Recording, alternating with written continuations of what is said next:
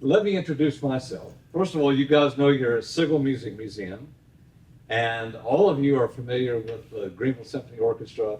That's an organization that I have been proud to support almost from the moment we got here in the late 90s. And I got to be president of that in 2017 and continue to support it. You know, we've recently gone through that music director search, and we have a wonderful season ahead. You know, I know you guys are going to be there. I'm looking forward to it myself, and you know, continue to think about how can I support the GSO. This today is a little bit of how Sigal can support GSO and return their harpsichord. So my name is Tom Strange, and my background is actually physics and a lot of science and engineering. I enjoy engineering quite a lot. Today we're going to do a little bit of high-tech engineering in a sort of a low-tech way, but we're going to be working on something I think you'll find fairly interesting. I thought it would be useful because not everybody knows, well, what is a harpsichord? Okay, what is that darn thing? I thought it would be just interesting to have a few minutes about, well, what are we doing here? So a short history of the harpsichord and the GSO Tire and Goudsvad instrument. The harpsichord was invented on or about the year 1397, and in a rare moment that hardly ever happens, we even know the individual associated. His name was Hermann Pohl. He was still a young man, not yet 30. He was a genius of his time. That was easy, like. And he had been, doing philosophy and science and engineering, things for various princes in Italy. And he met this man who was traveling on the road, and the gentleman was writing like a travelogue to his son. And although the man's name is kind of lost in history, his son's name has survived, and the travelogue survived. So we have this description of him meeting young Hermann Pohl, who has invented this thing that we would now call the harpsichord. He would have called it a cembalo. That was an Italian name for the same sort of thing. And so he had invented this, and he was very proud of it, et cetera, et cetera. We have reason to believe it's true. In 1425, the earliest surviving example of a harpsichord that has come down to us is in the altarpiece from the Cathedral of Minden. And you can see it down here near the lower right. The little angel is sitting there playing this tiny harpsichord. I built one of those tiny harpsichords so that you could, I wanted to know, was this real? That's so small. Could it actually have been an instrument? The answer is yes, it could have been an instrument, and it was an instrument. The early ones were all very small. This one from a drawing from 1440, and you get an idea it's grown a little bit by 1440. This one by Henry Arnaud of Zwolle, and he has left us the first drawings of musical instruments that exist in the world. And so here's a young fellow from Tasto Solo, which is a very, very early music group. You guys may remember Karina Marti came and played with us, and she's been part of this group in the past. And they play these instruments from the before time, before music was what we think of it today. Albertus Pictor, a Swedish painter, frequently illustrates the harpsichord in his paintings for the chapel ceilings and such. And so again, you see, this multi-rose harpsichord with, fairly small, maybe 3-4 feet long. So through the 15th century, we typically find the harpsichords are still quite small in the illustrations. Only one of them has survived to the current times, and that's this one. This is the clavis ethereum, meaning an upright type of harpsichord. It's from Ulm in Germany, and right next to it is a replica of the thing, a fully working version of this. So, early harpsichords could come in various forms, and I thought I would just mention what are the four basic forms of the harpsichord. We have the flugel or wing shape, and that's the one that we're going to be addressing today. This is a flugel-shaped harpsichord. We have the clavicitherium, which is that upright kind of harpsichord. These all pluck, by the way. So every one of them, as I push down on the key lever, a little plectro comes up and it plucks the string and makes the string vibrate. The spinet and virginal, another form, and there's a spinet open right there. A nice spinet by Harris, in this case William Harris. And so Ed Wright and his journeyman from Colonial Williamsburg will be here the second week of October to go through the Harris spinets that we have here at Sigal. We have one of the largest collection of Harris spinets in the world. And so that's one of them. There's two others that we have, and it's part of a big paper that he's putting together on the legacy of the Harris family. And then the final shape, the ottavino or octave harpsichord, is sort of a triangular shaped fellow. This one is a very high-pitched harpsichord. It's like it sounds all the high notes, portion of your harpsichord, and is very good for continuo or particularly to accompany singing or something. So the four basic forms are kind of where it comes from. By the 17th century, by the 1600s, the harpsichord has grown quite large indeed, and has become the principal keyboard instrument along with the organ for any kind of performance or concertizing and such. And it's kind of in its very heyday. The Ruckers family were working heavily in the 17th century. We have a couple of harpsichords from the 17th century, from the mid-1600s, one of which is on display downstairs, an Italian type. And they were being made all over the Western world. So that would mean Italy, France, the Netherlands, and Germany, and a little bit in England, but England is going to actually come into its own here in the 18th century when the harpsichord making in London begins to really flourish. What happened? Why does England come in so late? Well, the English were traders. They were everywhere, and so they thought nothing of buying the harpsichord and bringing it to London. But finally, there were so many musicians and such demand for a harpsichord that by the beginning of the 18th century, they're really starting to build. And by the middle of the 18th century, they dominate the world. So the largest maker of harpsichords in the world in the classical period was Jacob Kirkman. We have two Kirkmans downstairs, and in fact, Sigal has 7 instruments by the Kirkman family. So we're very well represented there. Single manuals, double manuals, and several pianos when the pianoforte comes into its own. The difficulty, as you remember with the harpsichord, is that if I play it very gently, or if I play it like James Brown, I get pretty much the same sound, because a pluck is a quantized thing. A pluck is a pluck. You don't kind of sort of pluck it. You do it or you don't. And so the volume is going to go along with that. So that leads us into, now you have an idea of what the harpsichord is and what its place was in history. The last harpsichord was made in the classical period in 1800. There may have been a few builders who built one on a special one-off kind of thing for somebody that asked for it, and it seems likely that it may have happened, but for all intents and purposes, 1800 is our cutoff year. And then throughout the 19th century, the harpsichord just goes into complete eclipse. It's like the people that wrote about music would say things like, oh, the harpsichord, a scratch with a note at the end of it.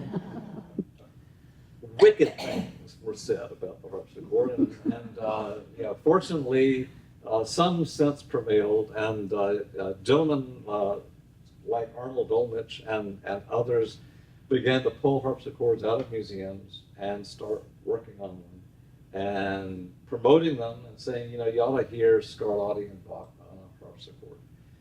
That's the instrument that they knew. All right, well, that was good.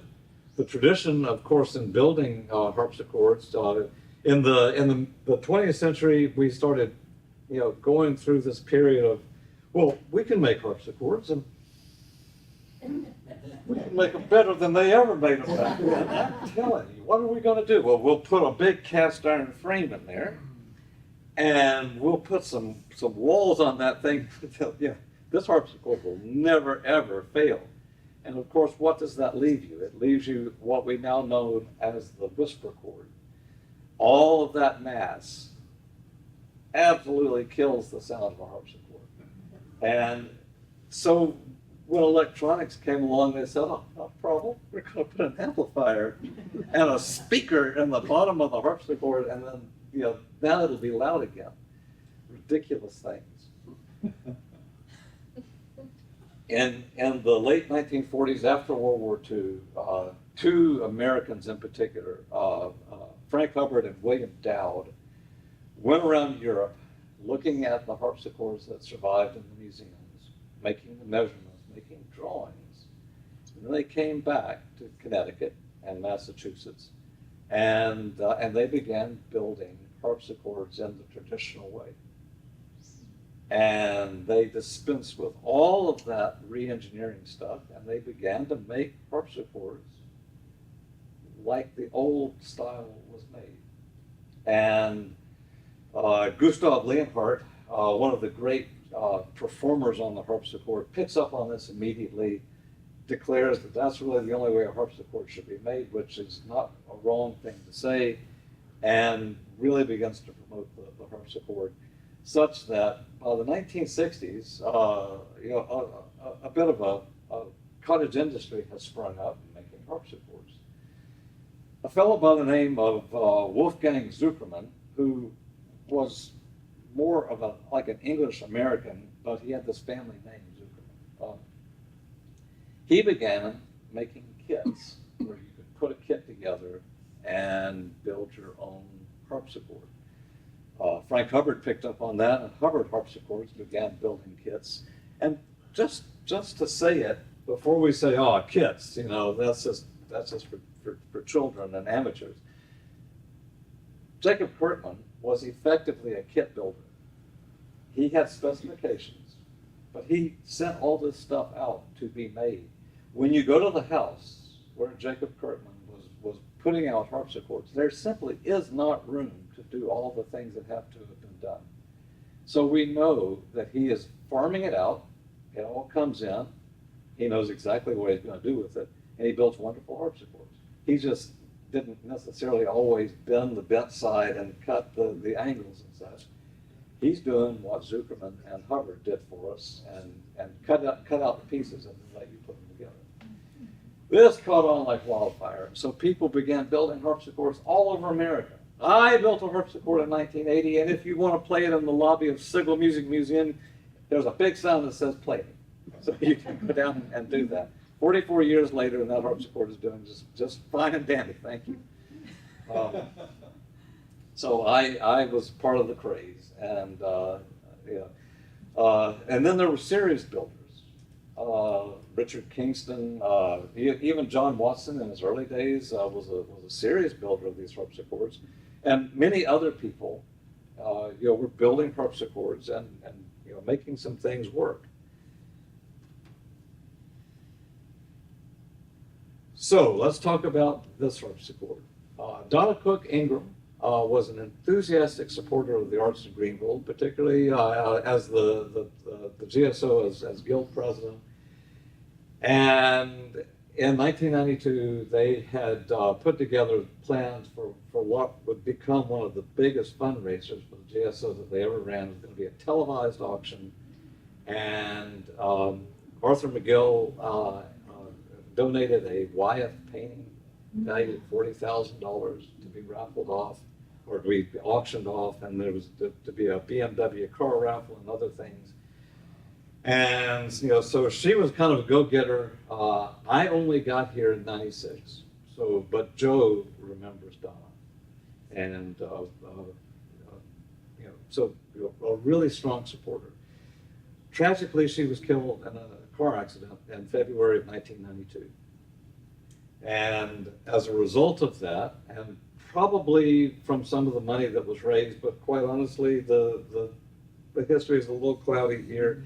I won't say anything that I don't know. I do know that Karen and Bud Lawton bought this harpsichord in Donna's name for the GSO.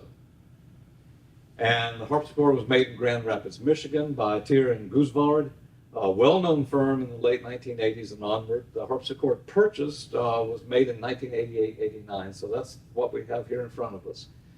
And it has a dedication to Donna on the front cheek, which was what started me to asking. And so I went to Angie, and Angie sent it to an intern. And thank God you guys have got all of these records, from the old days. And there were photographic records of what was going on, and so this whole story could come through. So now I know why this harpsichord exists.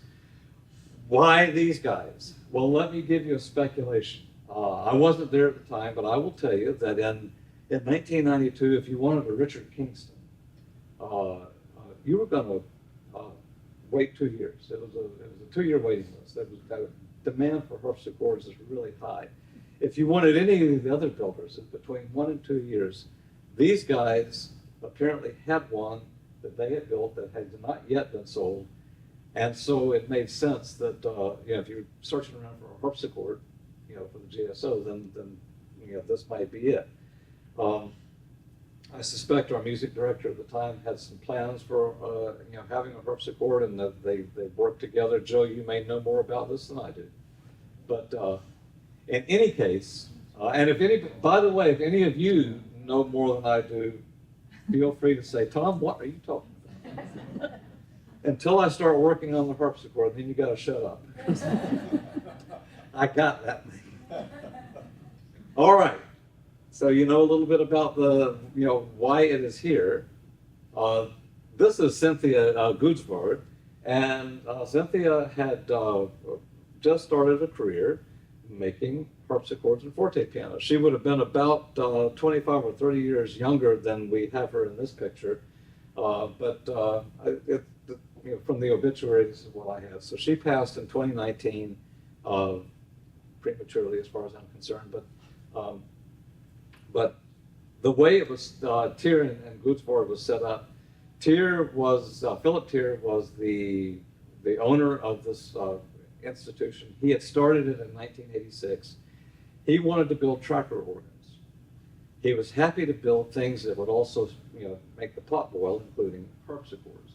So he got Cynthia in for harpsichords, and he got some other folks in for forte pianos, and they started making what people wanted. And so Cynthia is essentially the principal builder here of this harpsichord. She got a Bachelor of Music in Piano Technology from Michigan State, and a Bachelor of Science degree in Nursing from Grand Valley State University. From 87 to 92, she worked at Keith Hill and Associates, and then and Philip and Tyre and Cynthia Guzvard incorporated building forte pianos, harpsichords, clavichords, and tracker organs. So that's where she came from. The harpsichord here was used in chamber concerts from the early 1990s when it was bought until about 2017. And I got a call from your predecessor. Can you come? The tuner says he can't tune the harpsichord. The soundboard is cracked. Mm-hmm.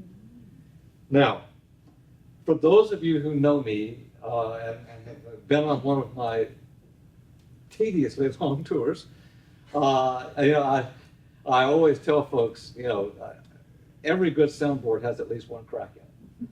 Cracks do not kill soundboards because the sound travels along the grain of the wood, and the crack must always be along the grain of the wood. And so I was a little skeptical until I got there. And then it was like, oh, yeah, you can call that a crack. It's perhaps a little worse than that. So since then, the GSO has either used the small Flemish, the little blue harpsichord in the lobby, that I will continue to donate as long as they need something like that. Or they've occasionally rented something. As you guys will remember, when we did the Philip Glass harpsichord concerto, then we brought Queen Charlotte to the Gunter, so that we would have effectively the biggest, finest harpsichord that's out there. It was, as it turns out, the very first time that concerto has ever been performed on an antique harpsichord. They've always been modern reproductions. So Philip Glass found that very interesting. He's still with us. So here's the harpsichord with its keys all in it, and you won't see that today because I have taken everything out that isn't going to be something that we need. There's the little sticker that says 1988, and then on the name board it says 1989. So I see this all the time. Somewhere around December of '88, January of '89, this harpsichord was completed, painted, and decorated and sent out. The decoration, very much a 70s, 80s kind of look. My harpsichord purists go, some people love it. The first time I ever saw it, I thought, well, I've seen some wallpaper that looks like that. But harpsichords are often fanciful, and this one is certainly no stranger to fancifulness. But what has happened?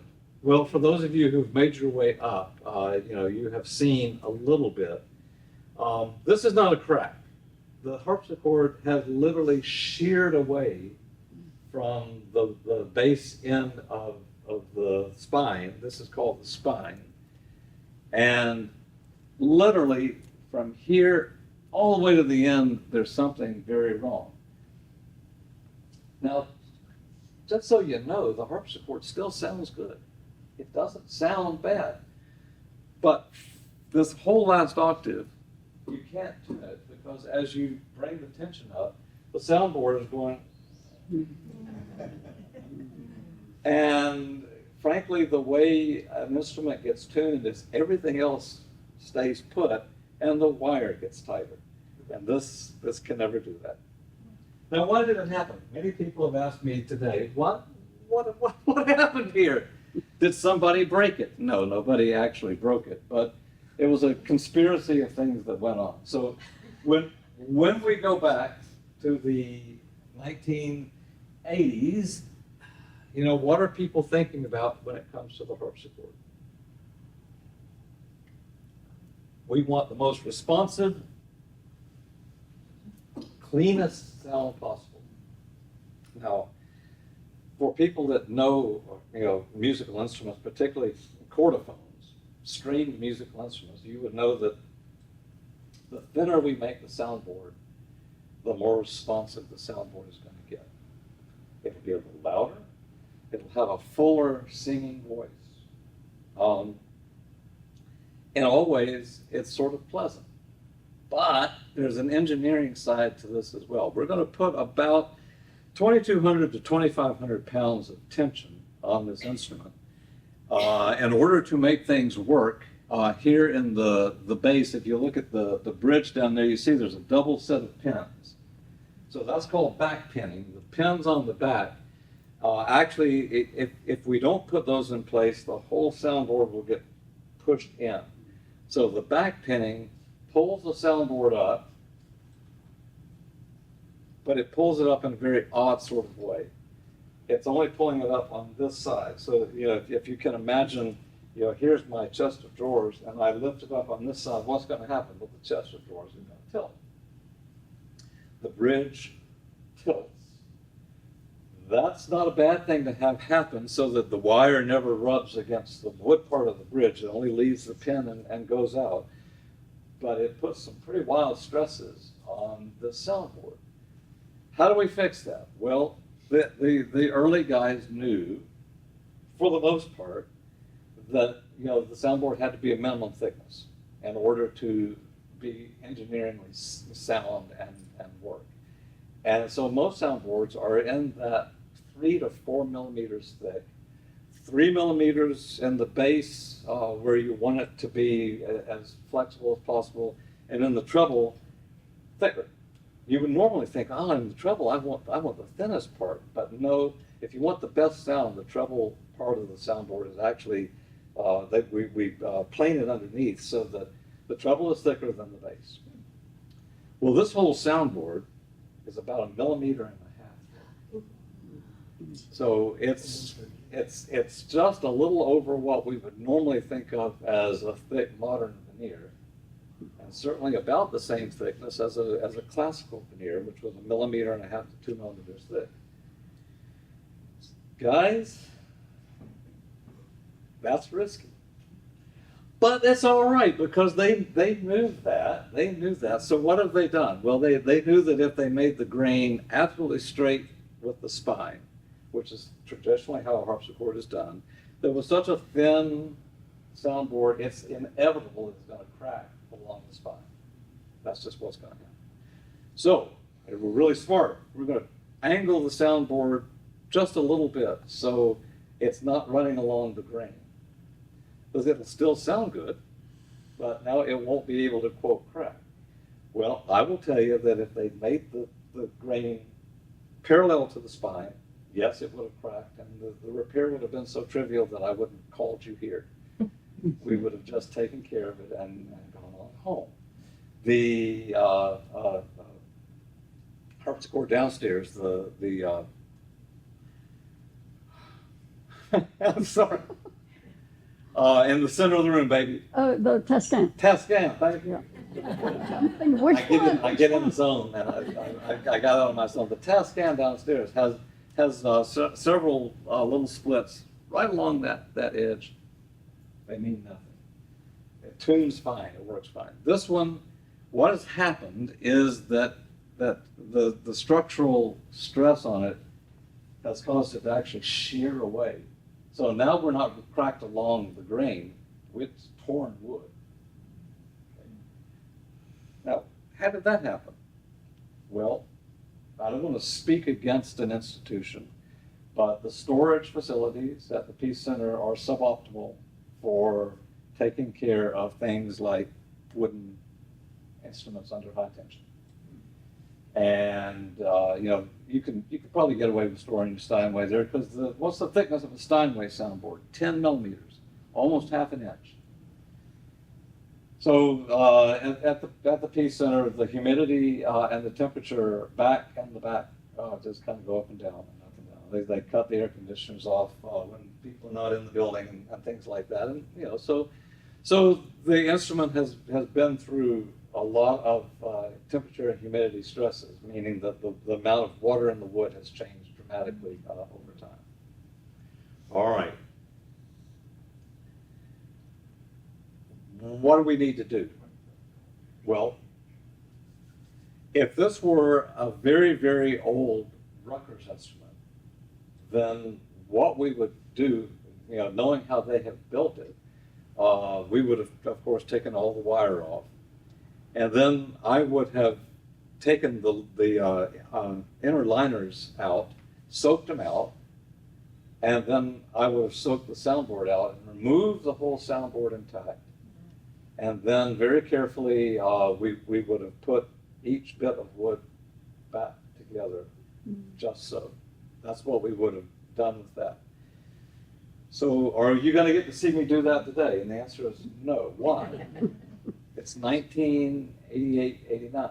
What glue are we using in 1988, 89? We are using Type Bond. Type Bond is always just, it's advertised as this wonderful glue, right?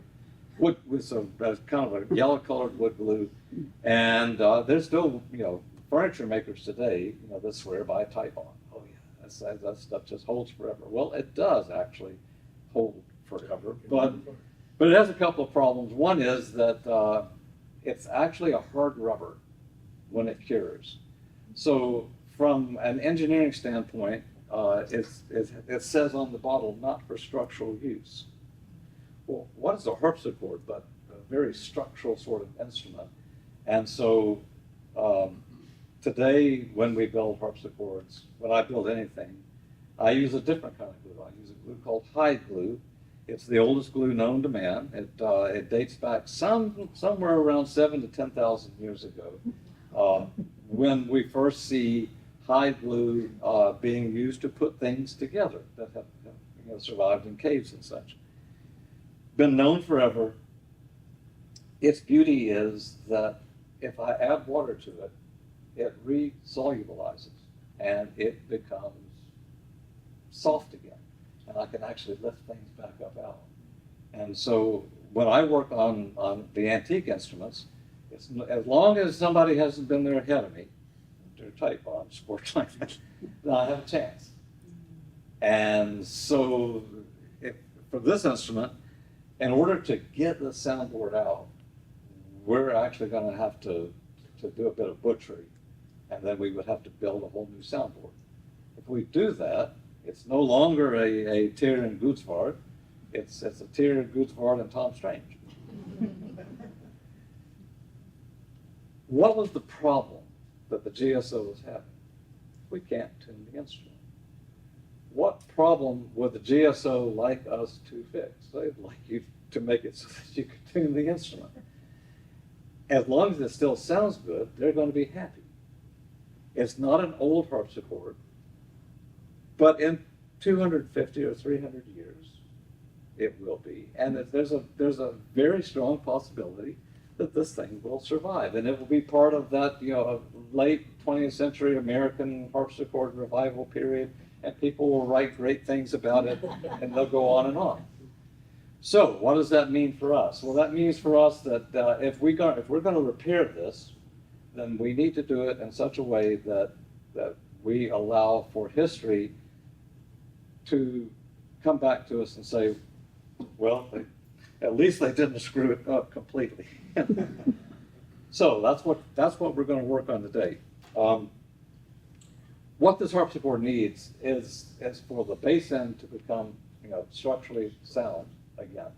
And so historically, if we had a crack or a seam that we were putting back together, then we would use material called linen.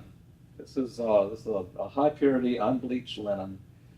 And every soundboard that you open up from the 17th and 18th century and 19th century, you're going to find strips of this linen in place. Linen is good.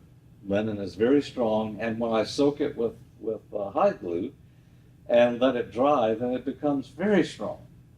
But it's an organic material. It will react with the universe.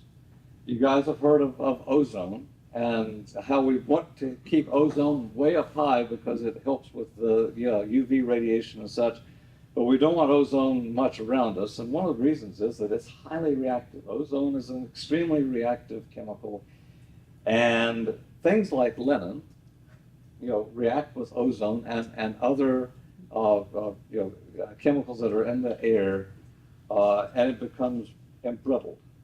It gets more and more brittle. The polymer chains effectively all break inside, and then finally, if there's stress on the linen, it snaps, and it's not holding anymore. And in today's world, linen is really good for maybe 20 or 30 years. I'd like a repair that would last a little longer. So I'm going to use something that's a little more space age. I'm going to use this material. So this is carbon fiber. And this carbon fiber was made in Belarus for a very particular application, as it turns out. This is the carbon fiber that they use to make a material called carbon monofluoride. And that's a very important element in battery making, particularly for primary batteries that go in your pacemakers. Mm-hmm. So you want your what do you want your pacemaker to do? I want it to go in, I never want to think about it again. All right, well, we'll probably have to think a little bit about it, but you don't want to have to be replacing it. So if it could last 12 to 15 years, well, that would be pretty darn cool. So carbon monofluoride has the ability to give up the most number of electrons at a slow rate, which is what we want for a pacemaker. So that's why I have this, because I was in that business and we were doing that kind of stuff. Carbon monofluoride is just about the only chemical that you can make from carbon fiber. And the reason for that is that carbon fiber is just not reactive at all. So here in the museum, we have a little policy that says no open flame. We're going to violate it briefly, I'll tell you. That's what the butane torch was for. Because I just needed to show you, this is carbon fiber. I got a torch on it. As you guys can see, it's glowing. I've taken the torch away. Nothing has happened. This is as strong as it was before. Nothing has happened. Well, if I have something like that, well, darn, that could last a long time. And then what are we going to do? Well, we're going to impregnate this with hide glue, and we're going to apply it to the inside. So I've done some prep work ahead of you guys today so that we wouldn't have to go through all that, because that's where the hours and hours are in the prep work. And then what I'm about to do is show you how we would put something like this back together well enough so that visually nobody will notice immediately that there was ever anything wrong. Structurally, you'll be able to tune it and it'll be great. And the biggest beauty of all is that in 200 years, when they start cussing my name out, Barn Tom Strange, he was in here working on this thing.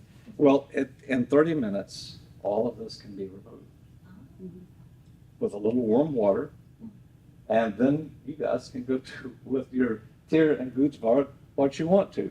I will be comfortably in my grave and no longer worry too much about what you had to say. So how are we going to do this? Well, the problem is not small. What has occurred? Let's see if I can get this on camera.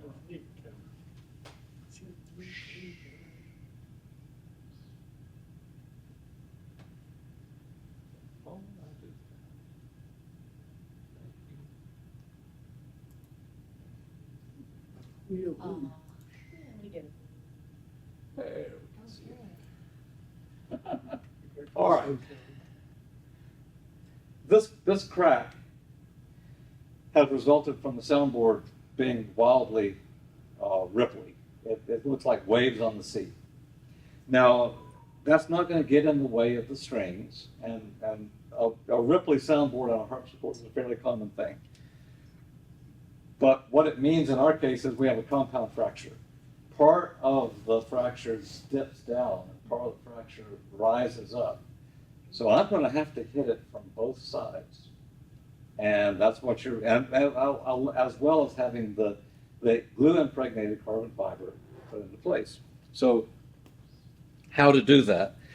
Well, I often have these kind of problems with harpsichords and grand pianos along the front here, where the soundboard glues down to the belly rail. And so I have developed this little fellow where I can put this down and then put some plastic underneath it, and I turn these screws down, and this is clamped to the side of the instrument, and then I can push down very, very uniformly a fairly large area at a time. You can't buy this stuff in the store, you have to make these things, but you know, this is good for the pianos. For what we're doing, I'm going to need a little more focused clamping. So I built these for this job, but I'll be able to use them for a lot of other jobs. This is going to allow me to actually go in from the inside. So I've cut 3 access holes into the bottom. All harpsichords have sealed bottoms, and when this one is finished, it's going to have a sealed bottom as well. And it'll look just fine. But it'll be the sort of thing where if anybody needs to get in there again, they'll also be able to do it without any further cuts made. And then this is going to go inside, and then this will push against some plastic that we have here at the museum that will then clamp from this direction and from this direction. And as much as we can, we're going to put the soundboard back almost flat together. And that's what I was going to show you.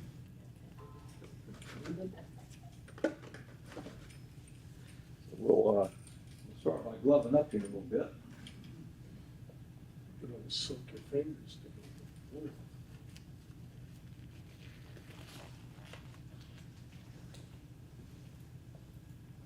For you to be the assistant.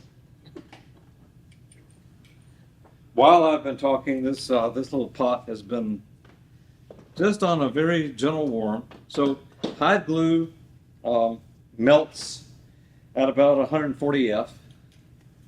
So warm, but not scalding hot. And you don't ever want to, cook it. So these little soup pots are just great for this because they're like double boilers. And this one, Deborah's been saying this for 20 plus years. But it's really handy, and also it gives you a source of warm water when you get your hands in. So what we're going to do here, we're going to use that warm water, by the way. Here's our little wipe rag. I'll do that in a second. What we're going to do is come around. By the way, there's no way, if any of you have done woodworking, you know that you have to kind of have a minimum amount of surface area to glue anything back together. 1.5 millimeters is really thin. So all I want to do is have this in play so that I can begin to get these seams, working for me.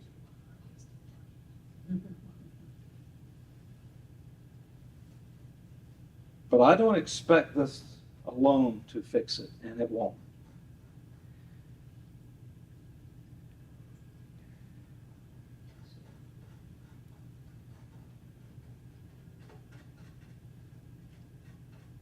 Hide glue all by itself has rather little strength.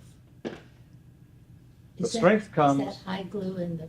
Is that? That's hot. Yeah. So it comes in granules. We mix it up. 2 cups of water to 1 cup of hot glue. Let it swell up for about 2 hours, and then you can begin to warm it and turn it into a solution, and it'll stay warm for a long time. So I don't need any excess glue here at all. Now I've got to push this back together.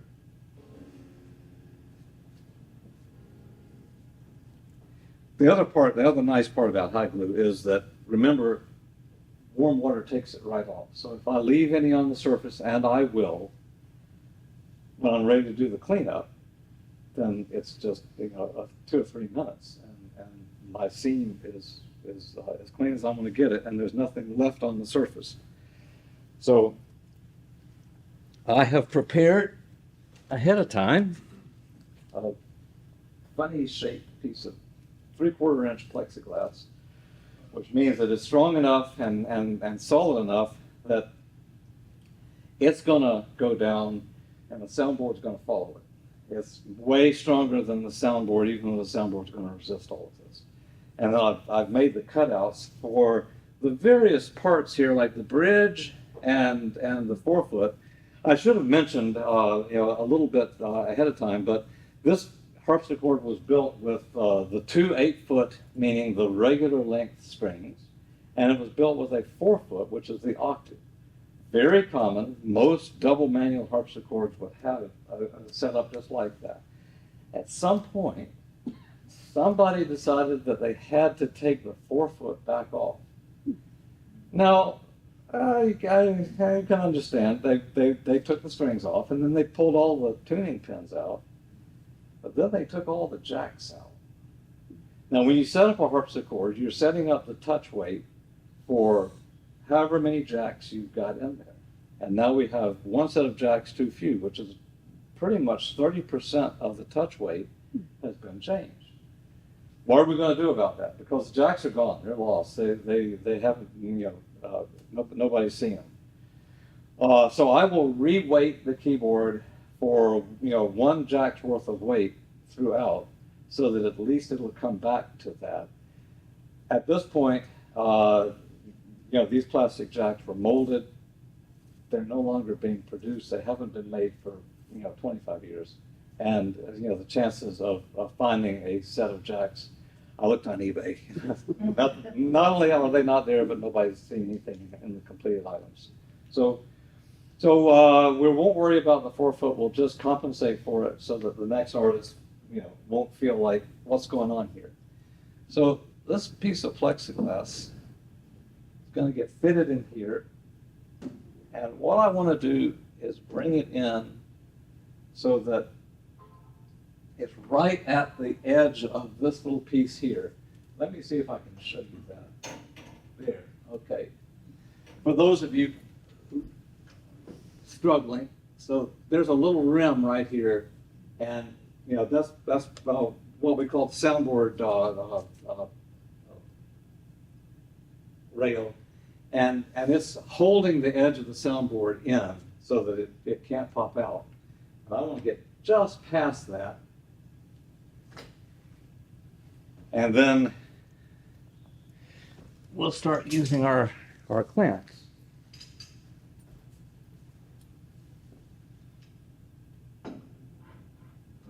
Use a clamp that's just about the right size for this, and I'm going to start at the very worst spot. I'll come in a little bit because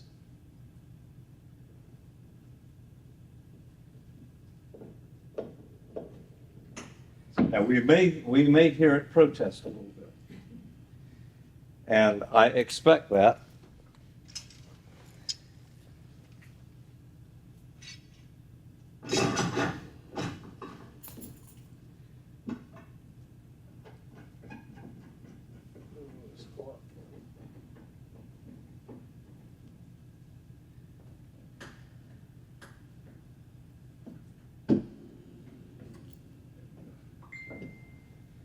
I have too many clamps that no man ever. I'll take another.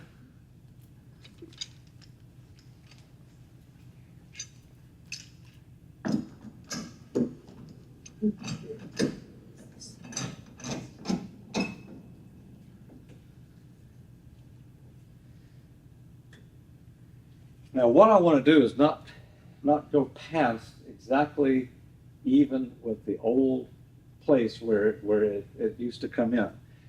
And it's going to be okay if I see some stuff that's kind of still down below me, because that's the stuff that I'm going to push back in from the other direction. All right.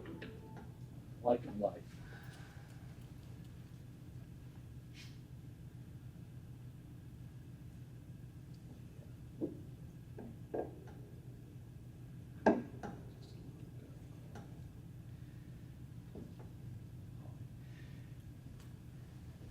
Now, what we've done now is we've got as much of the soundboard as we can, back at the old level point. There's still bits of it that have now kind of sunk in because it's under such a great amount of tension. So, move the camera out of the way. We're going to say, Ms. Deborah, would you just steady the tail for a second?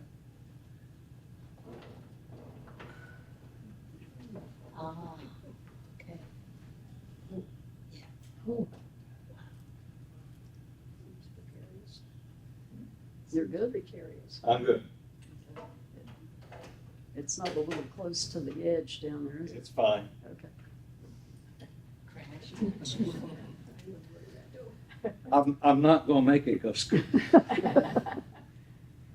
Okay. Now,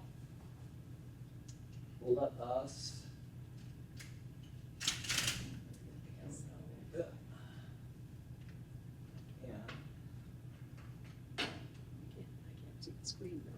So that you can kind of see what I'm all about. To see his access doors. You can see from here. He's got the big access doors. Now you see the access panels have been cut out. So there's 1, 2, and 3. I've numbered them. Yeah, you can see that. And then I can actually see on the inside, everything that I'm looking at. So behind me, I've got a little table, and the hide glue is going to go over to the table. And then I'm going to start asking my nursing assistant, Miss Deborah, to pass me, certain bits. And I'm going to work here from this end and back. So if you'll give me a short one. Short.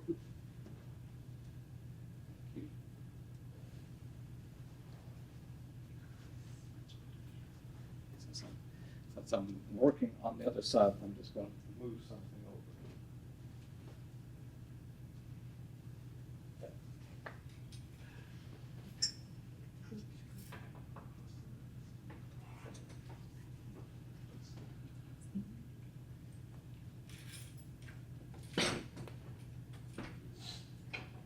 All right. Oh, thank you.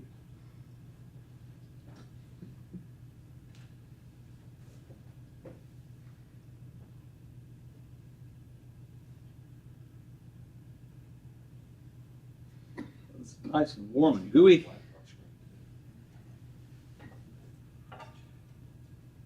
And then one of the things I'm going to do is make sure that a certain amount of this patch actually goes to the case sides and so that I can absolutely make sure that when the soundboard is put under stress again, it's not going to pull away. Okay, give me another short piece. Are you bending at 90 degrees or just it all flat? Say again? Are you bending at 90 degrees to get two edges, or is it just flat?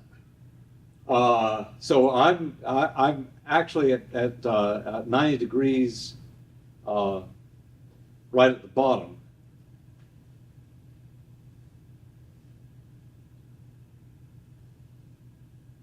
Once the carbon fiber gets impregnated with the glue, then that's when all the real strength kicks in.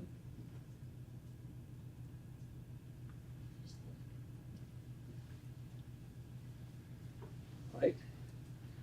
Is the carbon fiber actually absorbing the glue, or is it just adhering to the outside of the fibers? It coats the outside of the fiber. Remember, the carbon fiber itself can't really react with anything, and it can't really soak up anything. But these carbon fibers are really, really fine. All right, they're in the neighborhood of like 1.5 microns in diameter. So much thinner than a human hair, and so there's many hundreds of fibers in any one thread, and then any one thread is multiplied many times. So the way it works Pass a little bit around. is that it's the idea of like if you take a broom, you can break any one of the bristles, but once you get the whole broom together, it's incredibly strong. The next thing I'm going to do is start by pushing that guy out. And I have a little lab jack here, which is really helpful in those super tight spots where you're going, how am I going to get to that?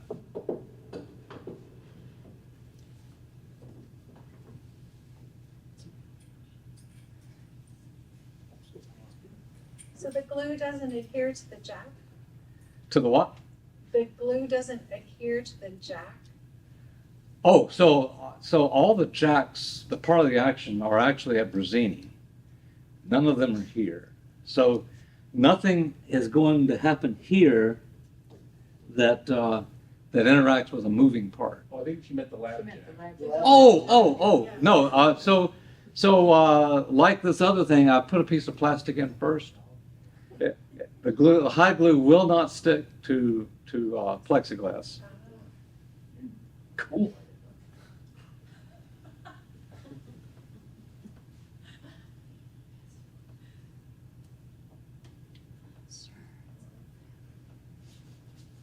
To do it at all, and then to do it with an audience.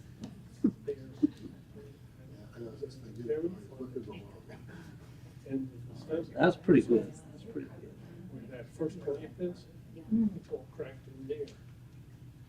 All right, give me another short piece. Narrow one or a wide one? A narrow one would be good in this case. There we go. And by the way, feel free to ask all the questions that you'd like, and I'll talk while I'm working. Where do you get that fabric? So in this particular case, I was able to get this from the vendor in Belarus that makes it. We got a roll in for development purposes. But you can actually buy this stuff on eBay, and you know it's all about the same stuff. Give me a long piece. Yeah. What's the high glue made out of? So high glue is made out of it's part of the proteins from literally from hides. As you cook it down, you get the protein streams coming out, and it's sort of like Jello. Jello is a food grade version of what we're doing here. So you're saying H-I-V-E, Yes. hive.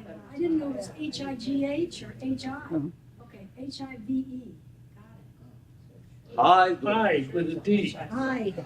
Hide. H-I-D-E. Yeah. Hide and hide. All right, give me a short piece, baby. Oh, thank you. Jessica, who among our musicians would play this?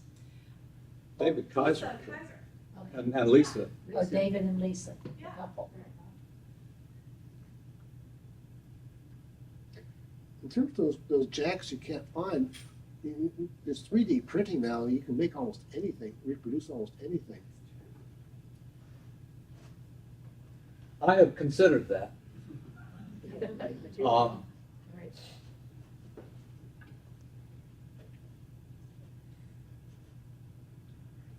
The question is, how much would each one cost? And because, if you're only building one, well, it'd be trivial. But we're gonna need like 64 on this one. Whoa. So all right, give me a long piece, please.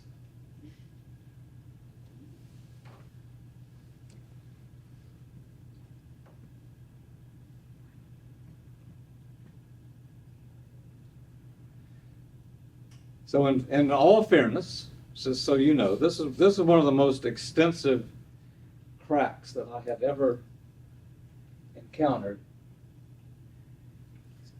Extensive. And of course, the reason is quite simple. Because of the way they designed the harpsichord, it almost ensured maximum failure. That's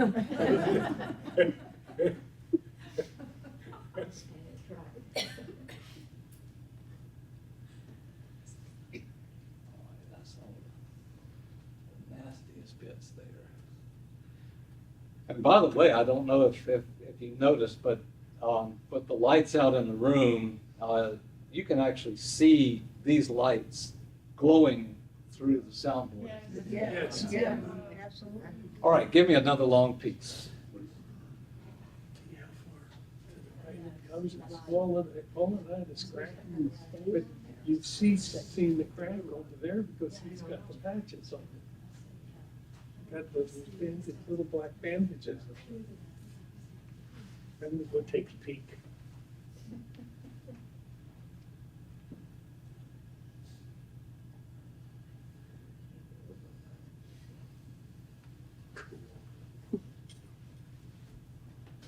Tom, since the fabric is so very strong, can you Yes. just cut it with scissors? Yes, it actually cuts very easy because the scissors are going through each little fiber, almost like one at a time.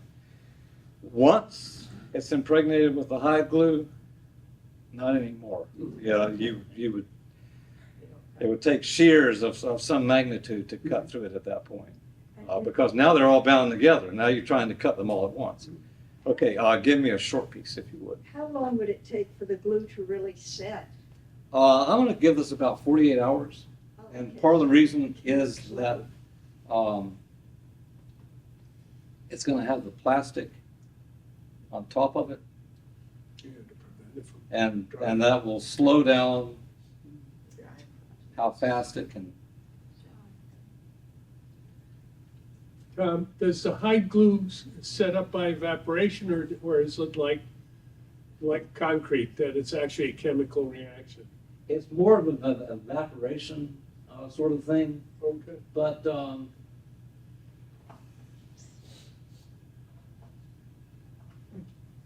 there isn't a chemical reaction.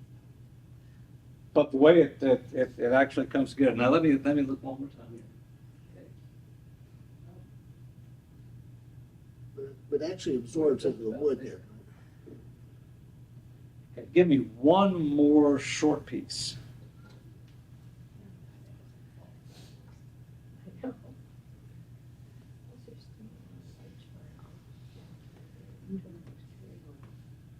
Tom, you said that hide glue had been used for thousands of years. Yes. How does one extract the glue from the hide? So you take the hide and you begin boiling it. And you essentially you just boil and boil and boil. And the proteins come out into the water. And then depending on how long you have boiled back, you can actually get longer and longer protein chains. And so hide glue comes in various strengths. The 190 gram strength, which kind of tells about how many grams did it take to break a certain test piece that's got a correct configuration. That's kind of the low end of hide glue. 140 is about the lowest end they have, and it go all the way up into the 400s. For the cabinet makers, we usually like to use something in the mid 200s. That produces a glue that isn't so gummy and thick that you can't see your way around. But I want the glue to actually be almost the consistency of cream as I'm using it. Now, at this point, I need to go ahead and unglove. And I'm going to get you to help me. And these gloves are trash. There you go. All right. So now I'm going to start clamping from the other direction. I'm sorry. Yes. And let's see, I have a piece I'm gonna look at it to see if there's anything. right. No, excuse me. So I've cut a second piece of plexiglass. Is that on everybody's chair? And it must be, it's actually Is it a triangle? a complex. There's one down there, piece. Triangle like that? Yeah, this is it. Thank you. All right. So this is the piece that I cut. This is actually going to, get propped inside, and you see this big area right here. This is for a piece of wood that's in there that was part of the 4-foot string set, and I have to work around that so that I can get this little thin edge up under so that we can really kind of, clamp these things in and get as much of the grain back together as possible. Just amazing.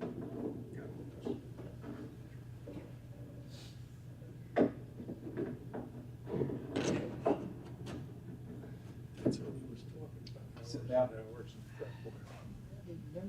All these little contraptions.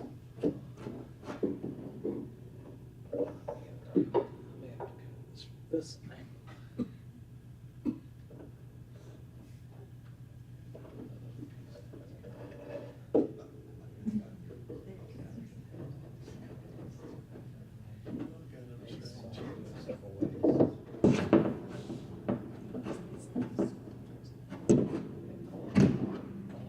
change here, just a little change.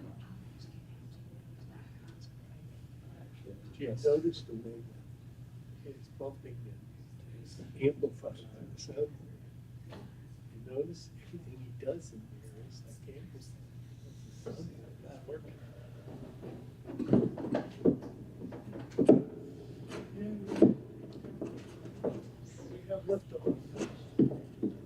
I guess not. He's done good for right now, but he's got to come out until I get that piece. Just hold on. Here we go.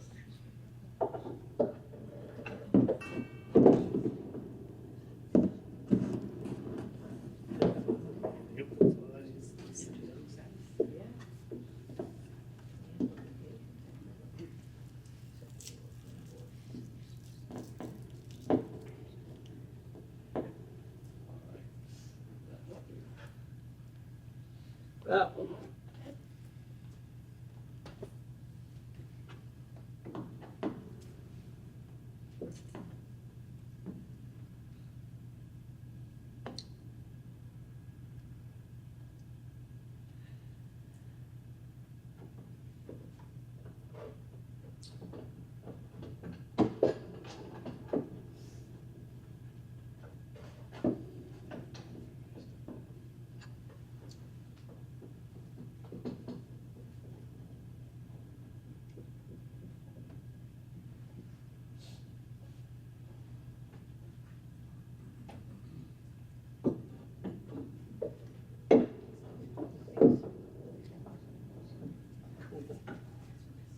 So Now with the plexiglass, I'm able to actually look from the other side and watch things begin to come together.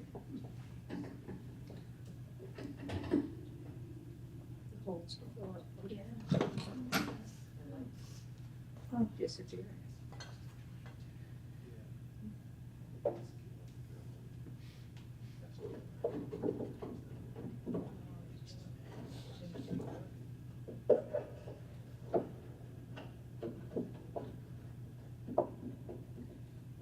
Yes.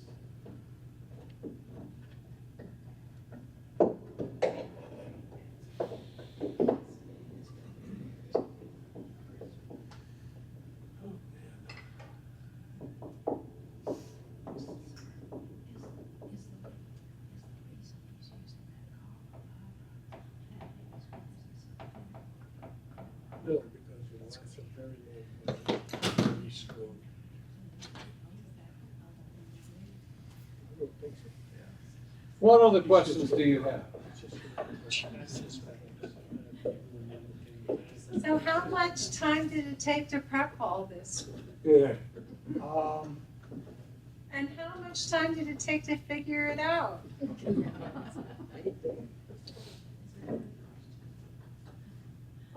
I began prepping a couple of days ago. I had to cut the plastic ahead of time, and then I sort of knew how we were, more or less how we were going to proceed.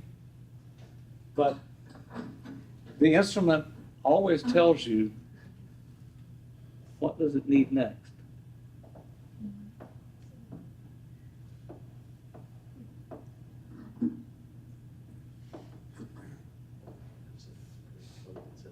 Wow. It's so cool. It's too bad those tools are a one-use item. Oh, The plastic and, the plastic is a one-use thing. So Colonial Williamsburg did a wonderful exhibit from 2013 to 2018 called Changing Keys. And Deborah and I had sponsored that for the exhibit, so I was, well up on all that was being done, and it was the musical instruments from Colonial Williamsburg. When the exhibit came down, I was there, to kind of bid it farewell, and I said, well, what happens to all this plexiglass that they had put up as barriers to entry? Oh, we're just going to throw that away. Are you now? not a chance. Any chance that I could take it? Yeah, it was a lot.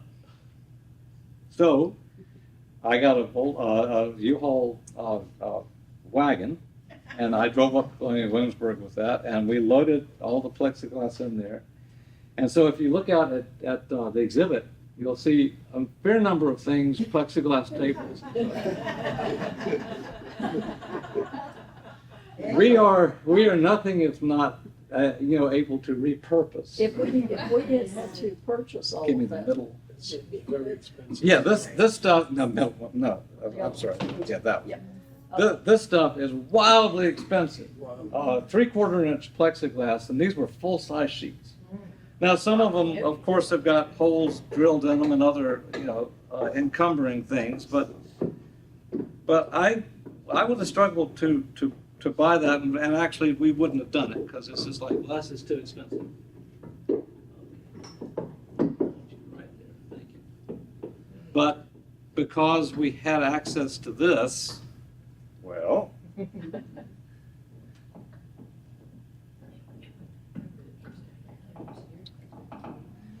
all right, I'm gonna take the next one.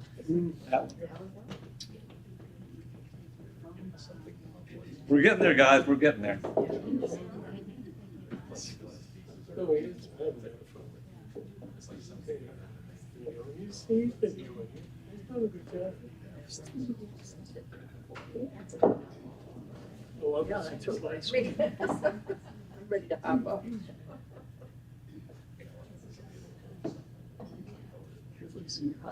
This is pretty flight pressure. Yeah, it is. Especially now.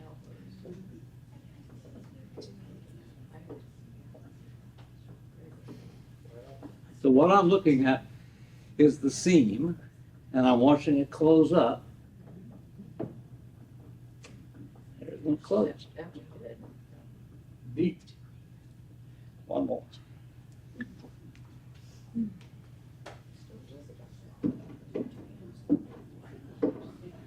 See, that went away. That cracked, it went away.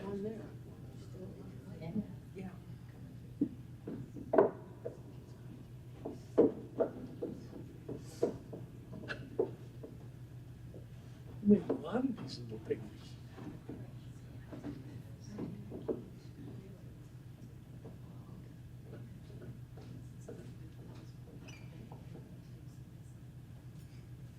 It's good to be tall. Yeah. Me to look. Now I'll cast my steely gaze along here. That's just about completely sealed.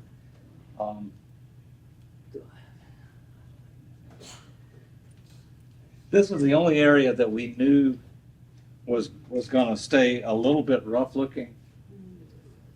After this is set up, we'll come in with a little bit more of the cloth and finish sealing on that side, and then structurally, our mission here was what? We want to be able to tune the harpsichord. So at this point, once this glue is dry, this soundboard is not going to go anywhere. Yes. What kind of wood is the soundboard made of? It is made of a spruce, and in this case, almost certainly Sitka spruce. You can turn those lights Okay. on. So Sitka spruce, when we think about wood for a soundboard, there's a definition of a tone wood, which is a wood that has what they call a really high Young's modulus, meaning the stress over the strain is a big number. And what that means is that if I start it to resonate, then it will resonate for a long time. It doesn't self-damp. And so that means the soundboard is going to sound nice and springy for a very long time. And the spruce woods, pine is part of that family. Coniferous woods are typical tone woods. In guitars, sometimes we use other woods for the top because they're pretty. But in terms of what sounds best, if you go buy a Martin or a Taylor guitar, they're going to have a spruce top. If you buy a really nice violin, the top is spruce, the back is maple. Why do I want the back to be maple? I want something to reflect the sound back, so I need something that's good and hard. And remember, there's a sound post in a violin that connects the top and the bottom. And so I really need a hard wood back there to make that sound post work, but I want a really resonant wood on the top. And the older the wood, generally the better. I want wood that struggled in life to become a tree, meaning that it was pitiful for a long time and it grew very slowly. And what does that mean? Every year, I don't want to put on more than maybe 1.5 millimeters or 2 millimeters of growth. If you go buy wood from southern yellow pine, particularly in these global warming days, you will find that the wood has put on the better part of 3/4 of an inch in a year. These trees are growing tremendously fast. I want one that's buried in the forest, and I want it from the middle of the forest. And that's what they used to go do. This one has a pretty good soundboard on it. They chose some really good wood. We all want to honor it, and so we're going to make it sound great again. And you've seen kind of how that goes together. There are so many other things, of course, that I could show and talk about in terms of how do you fix this and how do you fix that. But today was just a little sort of special. Watch Tom in the workshop. I didn't have to cuss more than once. Well, you used this procedure before. Yes, many times. It's just this is the most complex repair that I've ever encountered because of the way they approach it. Is this a standard procedure, or is this a Tom Strange? The carbon fiber is sort of still me, but I've encouraged a few people to look at this hard. So remember, linen is the standard. Everybody likes the linen. If I were to make a standard repair on one of the antiques, I would probably, that's why I've got this, I would probably replace it with linen, particularly if it's not a high stress thing. But the virginal upstairs, the 1575 virginal that we have, the soundboard had gone so wonky on that the only hope of ever hearing it again was to push it down and then get the carbon fiber cloth in. Now this stuff is very lightweight. By the way, it's entirely non-toxic. So unlike asbestos or something, the fibers on this are all shaped round at the end; they're not pointed. And there's been a number of studies on carbon fiber, even carbon nanotubes and such. One of the things that I discovered was that you remember when carbon nanotubes first came out, and they were very expensive and they were just as high tech as they could get. Well, we've learned how to make them, and now you can buy the stuff in bulk. If you mix the carbon nanotubes in with hide glue, it goes from something that doesn't have any strength at all to something that's wildly strong. And if you can stand a fix where the glue is black, because it makes the glue very, very black. But if you can stand such a fix, well, Lord have mercy, you aren't going to pull that apart for love or money. So now you have a gap filler that can really, really work. Once I have impregnated this with the glue and it dries, then it's remained very, very light. what does that mean for us? That means that the impedance on the soundboard has barely changed at all. And so in the old days, the luthiers would come in with little blocks of wood. And if you go and find and take the top off of a Stradivarius, look on the inside, you find all these little blocks of wood in there. But I swear it sounds just like it did when he made it. Well, not really. The little blocks of wood change the impedance of the wood quite a lot. If you use that, why, it barely touches the impedance. We're talking about way under 1/10 of a gram of material to make a full repair. Wendy? Yes, if you haven't covered this already, what was this fabric originally created for? I mean, it has so many unique properties, it just seems like it could be used all kinds of ways. So it was discovered in the 1950s that you could take rayon and nylon and heat, you have to heat it in a really high vacuum to a really high temperature. It drives off all the volatile organics and leaves behind only the carbon.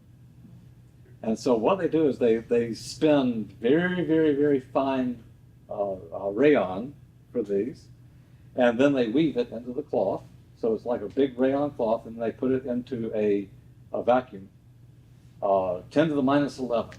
I mean, it's got to be the best vacuum in the world, or in that case, we'll oxidize the whole thing, and it'll be like the lemon, it just burn up.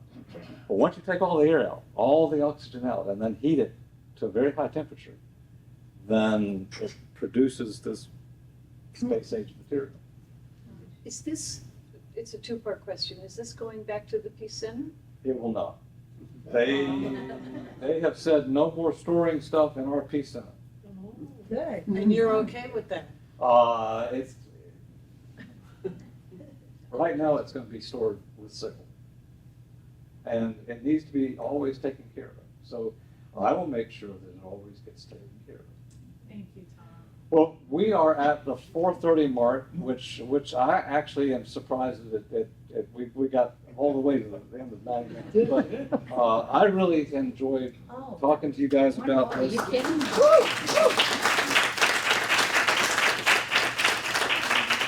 Thank you for bearing with me as I soaked fiber cloth and stuck it in on the cracks.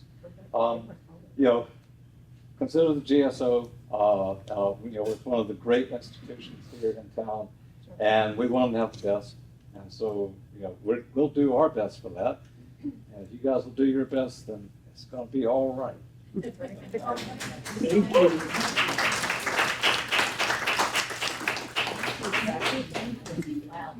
That's amazing. It's so much fun. Tom, have you written up the procedure?